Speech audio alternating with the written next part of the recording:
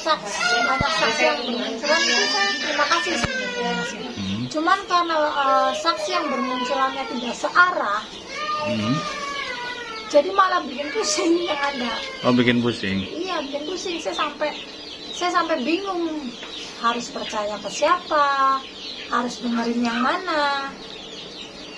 Nah, kalau pada tahun 2016, apakah pihak keluarga kesulitan nggak sih mencari saksi yang tahu sebenarnya kronologis kematiannya almarhum itu gimana pada tahun 2016 sendiri? Pada tahun 2016 sebenarnya saya dibilang sulit ya. Karena memang saya tanya sana tanya sini tuh mereka seperti tertutup. Yang saya tahu itu hanya Aep dan Dede, itu pun tahu saat di pengadilan. Dan BAP?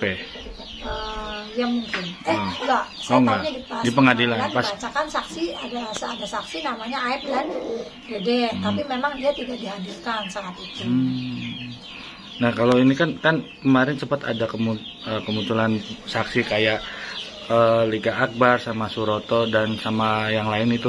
Nah, itu gimana tuh? Apakah pihak keluarga kenal atau enggak yang muncul ini? Saya sebenarnya nggak ada yang kenal sih.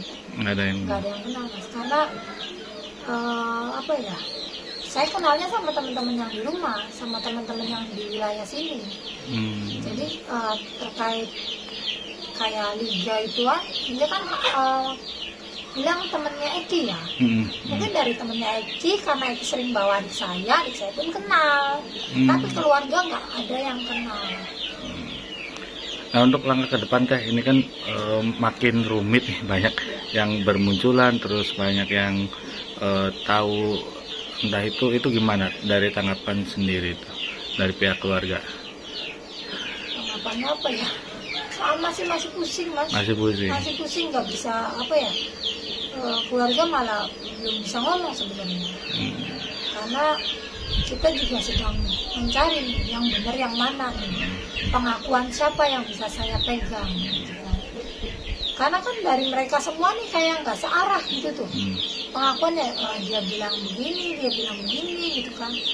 Jadi kayak nggak searah aja, Mas, pengakuannya, makanya pusing saya. Nah, sempat janggal nggak sih pada tahun 2016 pas kematiannya almarhum? Kalau janggal pasti janggal ya. Karena kan ya itu yang saya bilang dari awal. Semenjak saya ambil HP sama lihat motor, dari situ juga udah janggal, Mas. Saya orang awam loh. Saya nggak ngerti masalah begituan ya. Saya orang awam. Cuman saya pakai logika aja. Darah begitu banyak, katakanlah hebat ya. Kenapa motor sama HP itu nggak kenapa-kenapa? Utuh. Dan kenapa langsung pagi-pagi disimpulkan di media koran itu kecelakaan tunggal? Pada tahun 2016 itu? 2016, di hari Minggunya pagi itu langsung ada beredar di koran. Itu kecelakaan tunggal.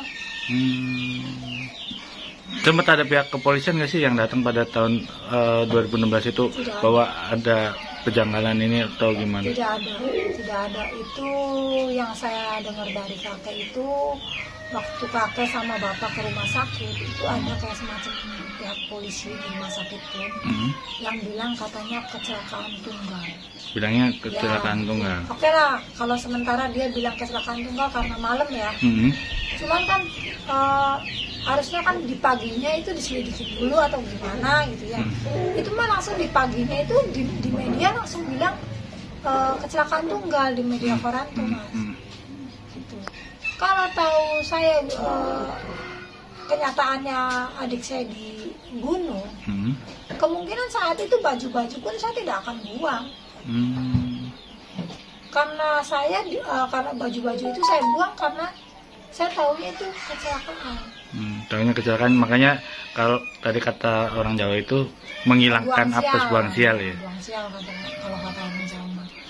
Buanglah itu baju ke laut sama bapak gitu kan. Tapi yang bapak saya dapat dari rumah sakit itu cuma sekedar baju. Bawahan nggak ada, baik celana atau apa itu nggak ada. Itu alasannya apa kan? Dari pihak? Nggak ngerti ya, karena yang terima bapak juga nggak mikirin ke situ, mungkin pikirannya langsung cepat nih anak dibawa pulang gitu. jangan kelamaan di rumah sakit. Nah, kondisi pada 2016 itu, kondisi almarhum itu apakah masih hidup pas di rumah sakit atau gimana? Bapak saya itu datang ke rumah sakit itu almarhum masih dalam keadaan koma, masih ngorok. Cuman bapak datang ke rumah sakit sekitar 5 menitan lah kalau nggak salah. Nggak lama sih, sekitar 5 menitan itu langsung meninggal. Karena mungkin darah yang sudah begitu banyak kali ya. Karena memang begitu bapak peluk adik saya itu, ini darah banyak. Kepala belakang. Luka. Dia robek atau enggak saya nggak tahu. Karena kan udah rambutnya kan udah ngegumpal gumpal darah. Jadi kita nggak bisa kan dibuka-buka gitu, nggak bisa kan. Terus ya memang nggak kepikiran gitu kan. Tapi di sini jelas banyak darah di bagian kepala belakang. Nah, untuk harapan dari pihak keluarga apa untuk kasus ini? Harapannya sih cepat ada titik terang lah, Mas. Karena keluarga sudah sangat capek ya. Termasuk yang DPO itu. Ya, sudah sangat capek, sudah sangat lelah juga mencari keadilan gitu. Harapannya ya ingin segera cepat terungkap, cepat ada titik terang, pelaku pun cepat tertangkap. Karena keluarga itu sangat-sangat ingin mengetahui siapa pelakunya dan apa motifnya.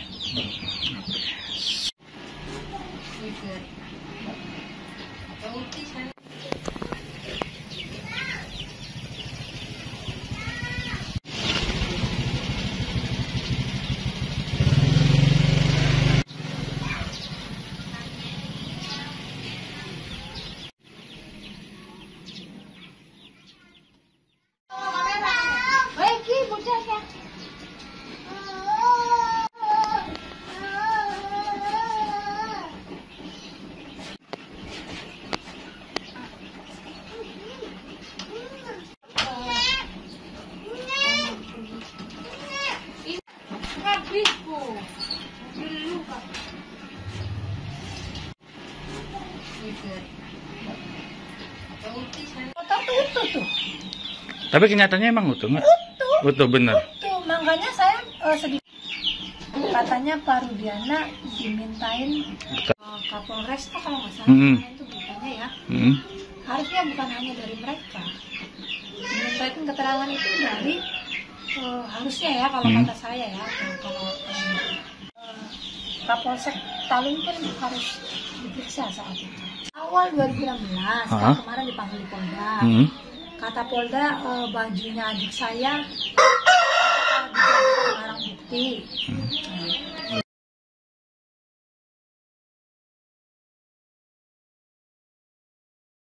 Sebenarnya kalau banyak saksi yang bermunculan itu saya terima kasih sebenarnya. Cuman karena saksi yang bermunculannya tidak searah, jadi malah bikin pusing yang ada. Oh, bikin pusing? Iya, bikin pusing. Saya sampai bingung harus percaya ke siapa, harus dengerin yang mana.